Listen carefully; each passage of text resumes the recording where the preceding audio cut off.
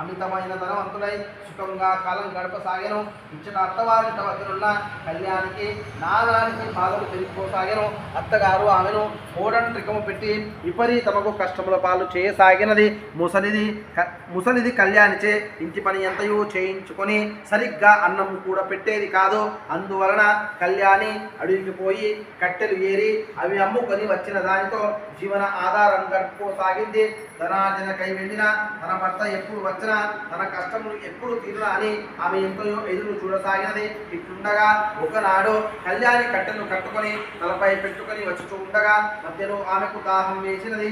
చేరువ గ్రామం వచ్చే వరకు ఎట్లో ఓదార్చుకున్నది. గ్రామంలోనికి రాగానే ఒకరింటికి వెళ్ళి మంచి నీళ్లు అడగబోయింది. ఆ సమయంలో ఆ ఇంటి వారు సంతోషి మాత వ్రతం చేయుచు ఉన్నారు. ఆ వ్రత మహిమ చూచు కళ్యాణి దాహం మాటనే మర్చిపోయినది. అట్లే ఆ పూజను చూచుండి చివరిలో కథ విని ప్రసాదం తీసుకున్నది. తనకు కూడా ఆ వ్రతం చేయవలననే కోరిక పుట్టినది. అందుచే వ్రత విధానమంతయు ఆ ఇంటి వారిని అడిగి తెలుసుకున్నది.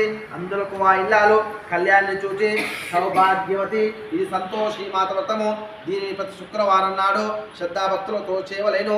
అలా 40 శుక్రవారములు వ్రతం చేసి 41వ శుక్రవారం నాడు ఉద్యాపన చేసుకున్నట్లయితే ఆ అమ్మవారి అనుగ్రహం వల్ల కోరిన కోరికలన్నీ తీరి నిత్య సంతోషంతో జీవించగలుగుతారు.